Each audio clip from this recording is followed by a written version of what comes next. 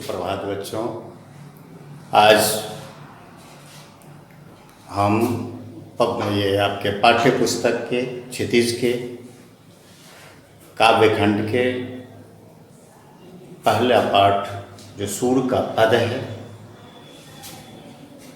उसके आगे के भाग को लेकर के उपस्थित हुए।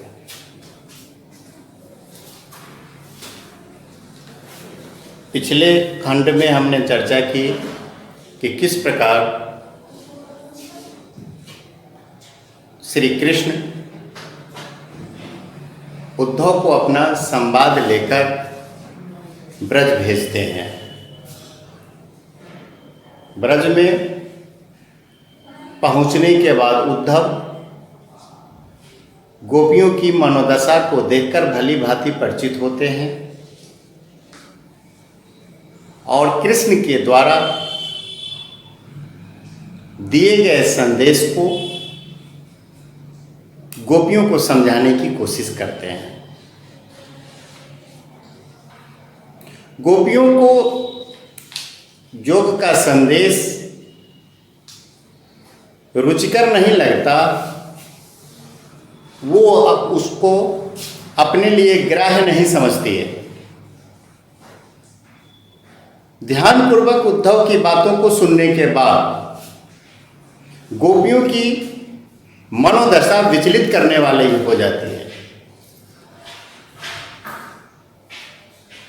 पिछले भाग में हमने देखा कि गोपियां मर्यादा के साथ अपनी बात कहती है। ये पहला पद जिसके बारे में हम पढ़ेंगे उसके बारे में कुछ बातों को जान लेना आवश्यक है। पहला कि इस पद में वियोग श्रृंगार की मनोदशा का सुंदर चित्रण है, अर्थात श्री कृष्ण के प्रति गोपियों के मन में जो प्रेम का भाव है वह उनसे अलग होकर वियोग की दशा में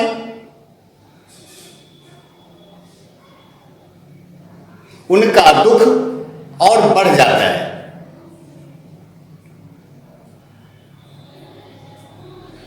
दूसरा,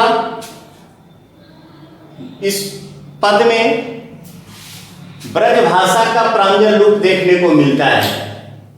ब्रज भाषा में लिखे गए ये पद है जो गेय है, जो गाए जा सकते हैं।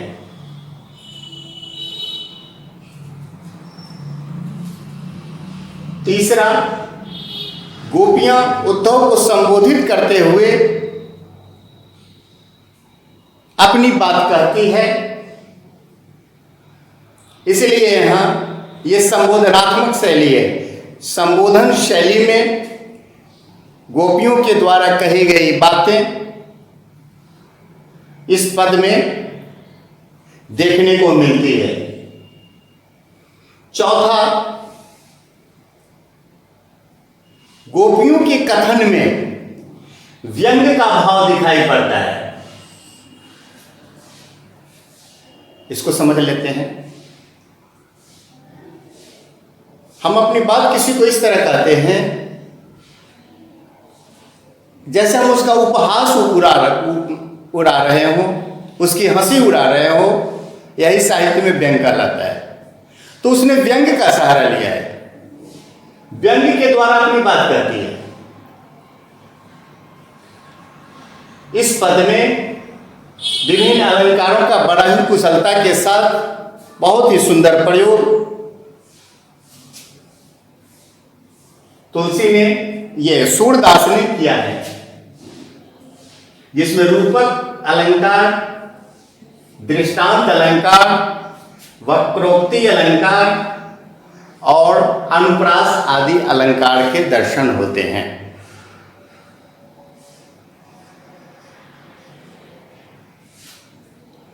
सूर वास्तव में सूर के समान है। सूर्य के समान है। हिंदी साहित्य आकाश में सूर्य को जो दर्जा प्राप्त है, जो उनको ख्याति प्राप्त है, यह साहित्य में किसी दूसरे कवि को इतना सर्वोच्च स्थान प्राप्त नहीं हो सका है। इसलिए सूर्य के पदों में काव्य का भाव पक्ष और कला पक्ष दोनों ही समृद्ध रूप में मौजूद है।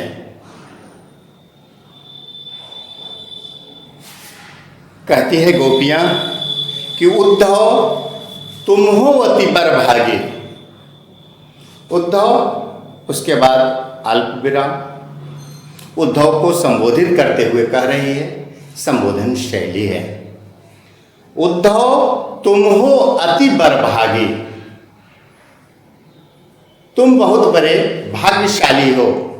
बरभागी का मतलब होता है भाग्यशाली। उद्धव तुम हो अति बरभागी। वास्तव में गोपियां यहां व्यंग का सहारा लेती है। कहती है कि तुम बहुत बड़े भाग्यशाली हो, तुम भाग्यवान हो। बरभागी का अर्थ होता है भाग्यवान। यहां वक्रोक्ति अलंकार है। जब किसी काव्य में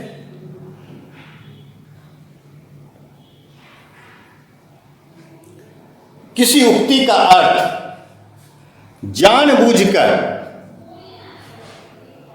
वक्ता के अभिप्राय से अलग लिया जाता है तो वक्रोक्ति अलंकार होता है। कहती है गोपियां कि उद्धव तुम हो अति बरभागी। वास्तव में कहने का उनका अभिप्राय है कि तुम बहुत बड़े भाग्यहीन हो। अब आगे इसका जवाब देखते हैं, ऐसा क्यों कहती है। कहती है कि अपरस रहत स्नेह तगाते नाहिन मन अनुरागी। अपरस रहत स्नेह तगाते, प्रेम के मूर्ति हैं श्री कृष्ण। श्री कृष्ण के सौंदर्य पर गोपियां मोहित थी और वो बताना चाहती है तुम श्री कृष्ण के मित्र हो, हमेशा उनके साथ रहे। स्नेह तगा, स्नेह रूपी धागे से, स्नेह रूपी बंधन से बंधे रहने के बाद भी अपरस रहत स्नेह तगाते नाहिन मन अनुरागी। तुम प्रेम से बिल्कुल अछूते रहे, अपरस रहे, अछूते रहे। तुम्हारे मन में श्री कृष्ण के प्रति थोड़ा भी अनुराग प्राप्त नहीं हुआ, थोड़ा भी प्रेम उत्पन्न नहीं हुआ। अपरस रहत स्नेह तगाते नाहिन मन अनुरागी। अनुराग प्रेम, तुम्हारे मन में अनुराग पैदा नहीं हुआ, अनुराग उत्पन्न नहीं हुआ। श्री कृष्ण की जो मोहिनी छवि है उसके प्रति तुम्हारे मन में आकर्षण पैदा नहीं हुआ। आगे कहती है विभिन्न दृष्टांतों का, विभिन्न उदाहरणों का सहारा लेती है। इसलिए आगे हम देखेंगे कि तुलसीदास ने बड़ी कुशलता के साथ यहाँ दृष्टांत अलंकार का भी प्रयोग किया है, उसको भी हम जान लें।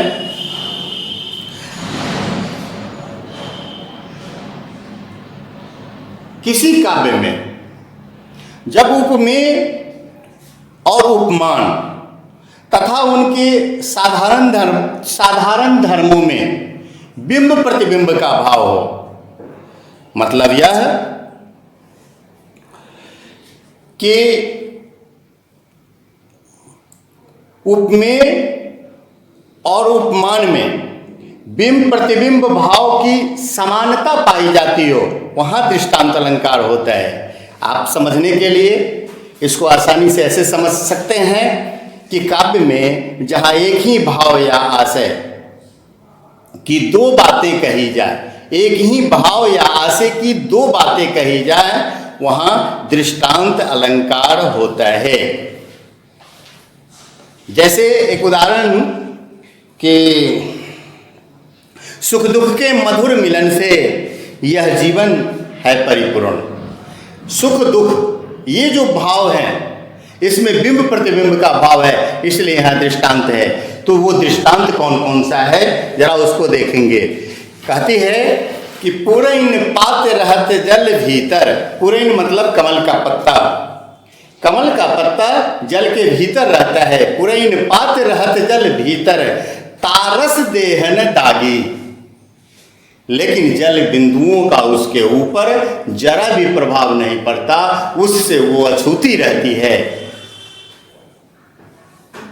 यह उलाहना देती है उद्धव को। गोपियाँ यह उलाहना देती है, यह बताना चाहती है कि जिस प्रकार कमल का पत्ता पानी में रहने के बाद भी उसके प्रभाव से वंचित रहता है, अछूता रहता है, ठीक वैसे ही प्रेम मूर्ति के साथ रहते हुए भी आप प्रेम से बिल्कुल अछूते रहे। अब अगली पंक्ति में कहती है, जो जल माह तेल की गागरी। जो जल माह तेल की गागरी, बूंद न ताको लागी। तेल लगी हुई गगरी, उसको यदि पानी में डुबाया जाए तो उस पर जल की एक भी बूंदे नहीं टिकती है, नहीं टिक सकती। आप वैसे हैं कि आपके ऊपर प्रेम का प्रभाव बिल्कुल नहीं पड़ा, उस रूप का, उस सौंदर्य का, जो भक्ति का मार्ग प्रशस्त करता है, उस पर बढ़ने की आपको प्रेरणा नहीं मिली। आप बिल्कुल अछूते रहे, आप अनभिज्ञ रहे। जब आपने प्रेम के मर्म को जाना ही नहीं, प्रेम के मर्म को समझा ही नहीं, तो गोपियाँ कहती है कि आप मेरे मन की व्यथा को कैसे समझ सकती है। कृष्ण के बिना, कृष्ण के वियोग में, कृष्ण के विरह में जो हमारी मनोदशा बन गई है, यह आप कैसे समझ सकते हैं।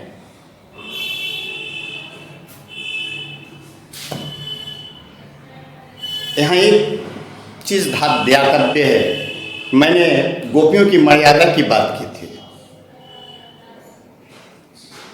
उद्धव श्री कृष्ण के सखा के रूप में आते हैं, इसलिए गोपियों ने कटु वचन का सहारा नहीं लिया, कठोर वचन का सहारा नहीं लिया, व्यंग्य का सहारा लिया है। यहां भी एक मर्यादा का पालन है। हम कटु वचन करके अपने प्रियतम के सखा को दुखी करना नहीं चाहते। इस तरह उनकी बुद्धिमत्ता भी सामने आती है। आगे कहती हैं, प्रीत नदी में पाँव न बोरियो, दृष्टि न रूप पर आगी। प्रीत रूपी नदी, कहती है गोपियां कि आपने कभी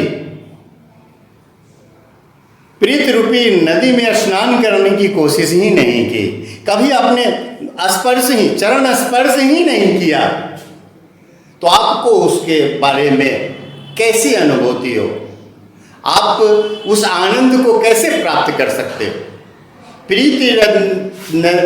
प्रीत नदी में पाँव न बोरियो, दृष्टि न रूप पर आगे।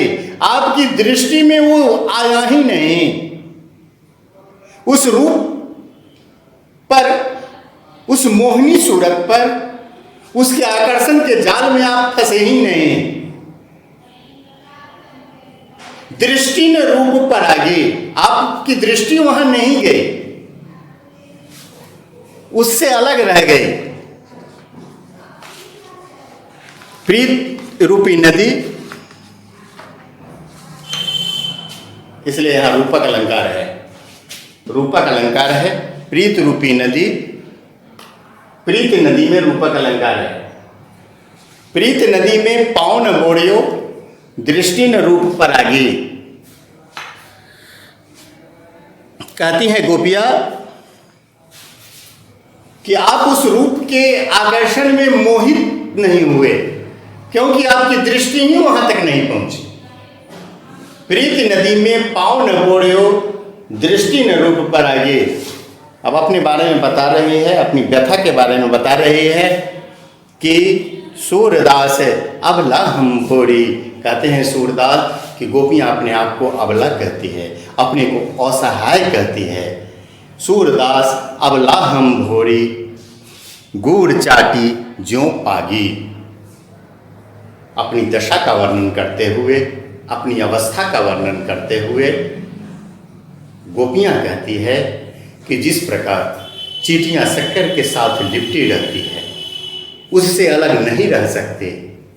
उससे बंध जाने के बाद चींटियों का उससे शक्कर से अलग होना मुश्किल है, कठिन है।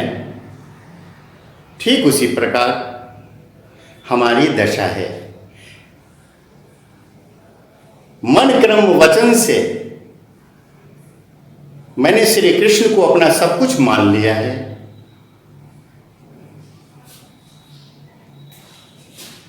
और उनके न आने से अपने आप को असहाय महसूस कर रही है। वो अपने आप को भोली भाली सीधी सादी मानते हुए बताती है कि उनकी स्थिति उस चींटी के समान है जो शक्कर को पकड़ के रखती है। ठीक वैसे ही वो श्री कृष्ण के साथ लिपटी हुई हैं। श्री कृष्ण को त्याग देने से, श्री कृष्ण के से अलग कर देने से उनका अस्तित्व समाप्त हो जाएगा, वो जी नहीं सकेंगे। तो सूरदास अबला हम भोरी, गूढ़ चाटी ज्यों पागी। यहाँ पर द्रष्टव्य है पूरे ही निपात, यहाँ पर अनुप्रास है, प्रीति नदी यहाँ रूपक है। पुरैन पात रहत जल भीतर, तारस देह न दागी। ज्यों जल माह तेल की गागरी, बूंद न ताको लागी। यह दृष्टांत है। दृष्टि न रूप पर आगी। प्रीत नदी में पाँव न बोड़ियो। प्रीत नदी में रूपक अलंकार है। गूढ़ चाटी जो सूरदास अबला हम भोरी, गूढ़ चाटी जो पागी। यहाँ भी दृष्टांत है। अब हम दूसरे पद के को देखते हैं। कहती है गोपियाँ दूसरे पद में कि मन की मन ही मांझ रही। कृष्ण जब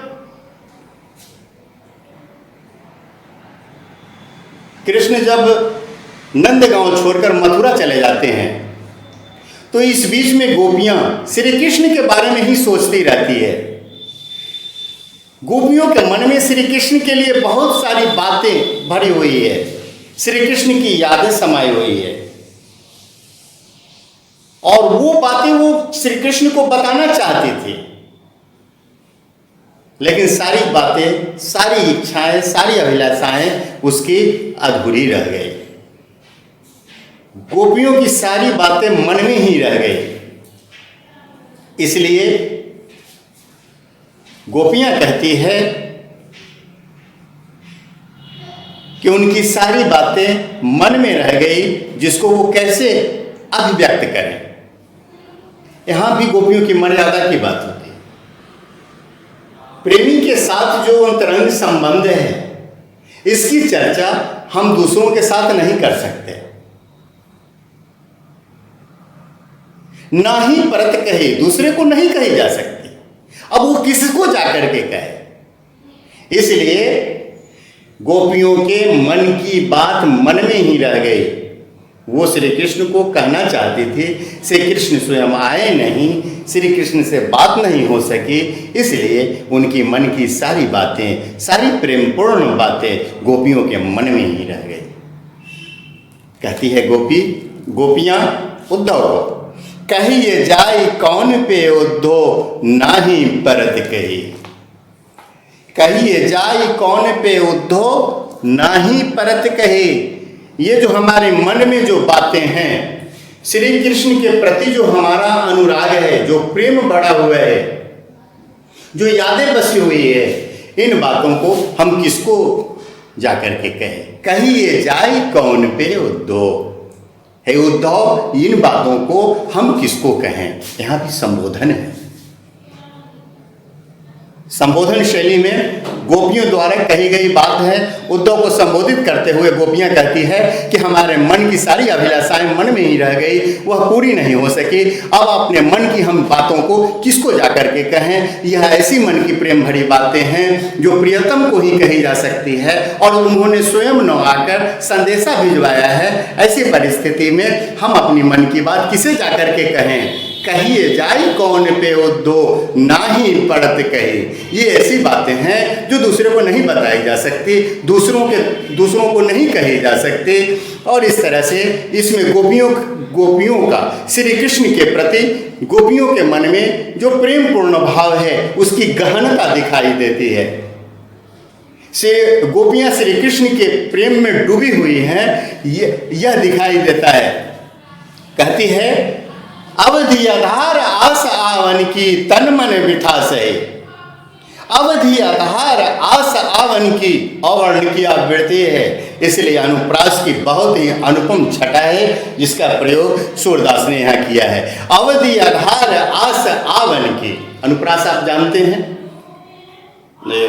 पिछले कक्षा में, पिछले वर्ग में हम लोगों ने उसके अलंकार के बारे में पढ़ा, और उसमें अनुप्रास प्रमुख अलंकार है, ये शब्दालंकार है। एक ही वर्ण की इसमें आवृत्ति के द्वारा काव्य में विशेषता लाने की कोशिश होती है। और जब भी अनुप्रास की बात हो तो ये बहुत ही उत्तम उदाहरण है। अवधि आधार आस आवन की कहती है कि ये समय जो गोपियां काट रही थी, यह इस आशा के सहारे, आस मतलब आशा, अवधि मतलब समय काल, अवधि आधार, यही उनके जीने का आधार था कि श्री कृष्ण अवश्य आएंगे।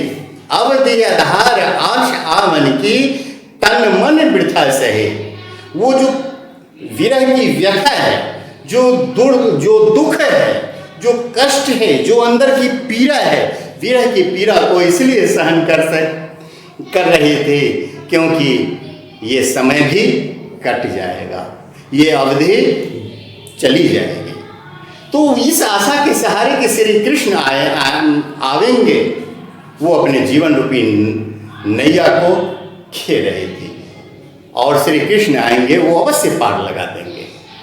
तो अवधि आधार आस आवन की तन मन वृथा सहे। अपने अंतर्मन की व्यथाओं को, अपने अंतर्मन की पीड़ाओं को वो झेल रही थी, वो बर्दाश्त कर रही थी, वो सह रही थी। आगे कहती हैं कि अब इन योग संदेशन सुनी सुनी। पहले भी हमने भूमिका में इस बात की चर्चा की कि गोपियों को जो योग का संदेश है वो कैसा लगता है। तो वो गोपियों को योग का संदेश बिल्कुल नीरस और शुष्क लगता है। गोपियों के लिए योग का कोई महत्व नहीं है, उसको महत्वहीन करार दिया है। मैंने यह भी बताया कि सूरदास योग के ऊपर भक्ति की श्रेष्ठता को साबित करना चाहते हैं। तो एक जो सच्चा भक्त है, सच्चा प्रेमी है, उसके अंदर जो भावनाएं हैं, जो पीड़ा का वो अनुभव कर रहे हैं, उसकी अभिव्यक्ति इस पंक्ति में हुई है। कहती है कि अब इन योग संदेशन सुनी सुनी, आपके माध्यम से श्री कृष्ण के द्वारा भेजे गए इन योग संदेशों को सुनकर विरहीन विरह दहे, हम विरहिणियों की जो विरह है वह और दहकने लगी है, और बढ़ गई है, और दोगुनी हो गई है। विरहीन विरह दहे, विरहीन विरह में फिर अनुप्रास अलंकार है। तो कहती हैं कि अब इन योग संदेशनी सुनी सुनी, सुनी सुनी में पुनरुक्ति प्रकाश, सुनी सुनी में पुनरुक्ति प्रकाश अलंकार है। अवीन योग संदेशन सुनी सुनी विरहीन विरह दे। हम विरहिणियों की जो दशा है, जो व्यथा है, जो अंतर्मन की पीड़ा है, वह पीड़ा और बढ़ गई है। विरहीन विरह दे, वो जलने लगी है।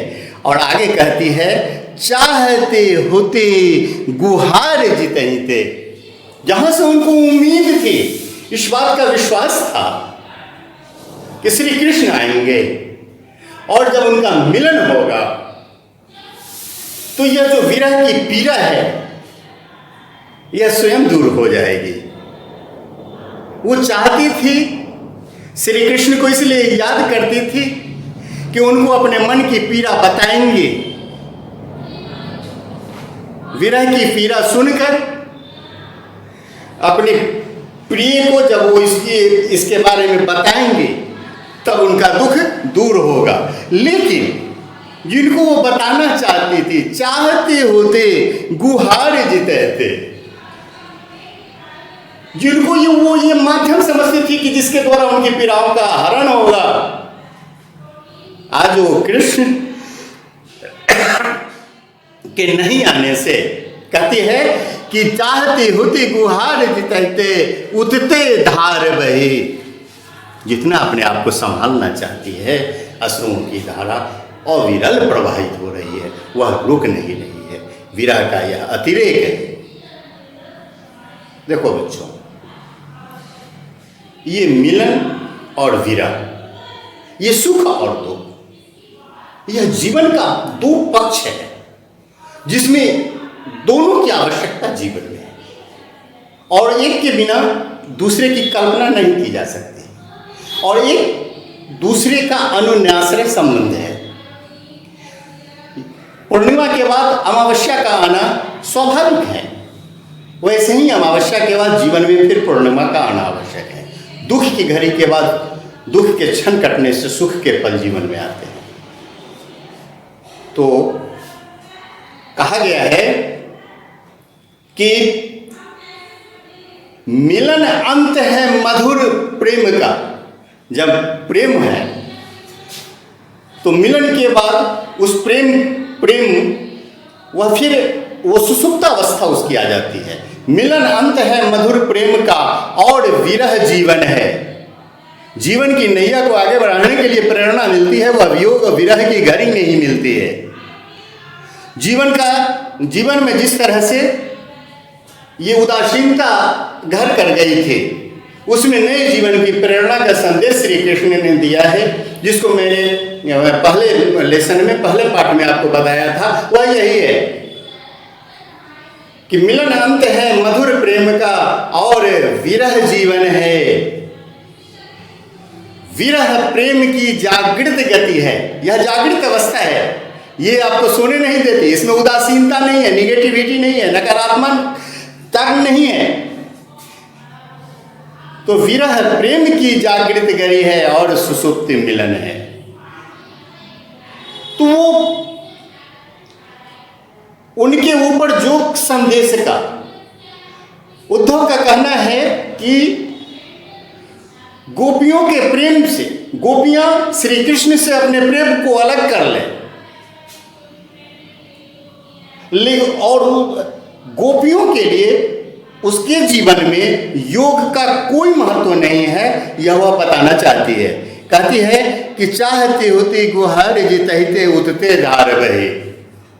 उसको अपने अंदर की पीड़ाओं का समाधान भी कहीं मिलने की उम्मीद है तो वह श्री कृष्ण के पाने में। इसलिए वो कहती है कि उनकी जो दशा है, उनकी जो यह अवस्था है, इसमें योग की कल्पना नहीं की जा सकती है। अंतिम पंक्ति में सूरदास कहते हैं कि सूरदास अब धीर धरहि क्यों, सूरदास अब धीर धरहि क्यों। सूरदास कहते हैं कि अब कैसे धैर्य धारण करें जब मर ज्यादा न लहे। सूरदास अब धीर धरहि को मर ज्यादा न लहे। देखो ये प्रेम की मर्यादा है। कहती है गोपियां कि जिसके मन में वह बिल्कुल जिसका मन श्री कृष्ण के प्रेम में बिल्कुल रंग गया है, जिसके हृदय में केवल एक ही भाव है और वह कृष्ण भक्ति का भाव है, और उद्धव के द्वारा जो संदेश भेजकर श्री कृष्ण ने उस भक्ति का अपमान किया है, उस प्रेम का अपमान किया है, गोपियां इसको मर्यादा का हनन मानती है। इसलिए गोपियां कहती है कि अब हम कैसे धैर्य धारण करें जब उन्होंने मर्यादा का पालन ही नहीं किया। यह होती है प्रेम की मर्यादा। इस तरह से फिर अगले लेसन में, अगले पाठ में, हम अगले वीडियो में हम इसके आगे के पदों के बारे में चर्चा करेंगे। फिर कैसे इसके प्रश्नोत्तर को हल किया जाए उस पर विचार करेंगे। बहुत जल्दी हम आप तक पहुंचने की कोशिश करेंगे। तब तक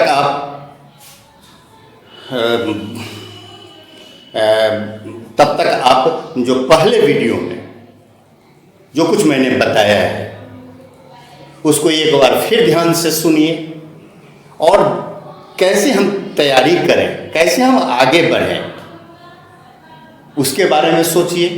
हम हम कोशिश करेंगे कि आपके साथ मेरा जुड़ाव बना रहे। आगे फिर हम पाठ्यक्रम अथवा विभिन्न विषयों से संबंधित जानकारी आपको दें और इस तरह आपकी तैयारी पूरी हो सके। आगे फिर हम इसके बाद बहुत जल्द हम क्लास 9 के लिए भी कोशिश करेंगे कि उनके लिए भी फिर हम एक वीडियो के माध्यम से कुछ उनके लिए भी कुछ संदेश दें, उनको भी पढ़ाई से जोड़ सकें, है ना। इन्हीं शुभकामनाओं के साथ फिर आगे हम मिलेंगे। बहुत बहुत धन्यवाद।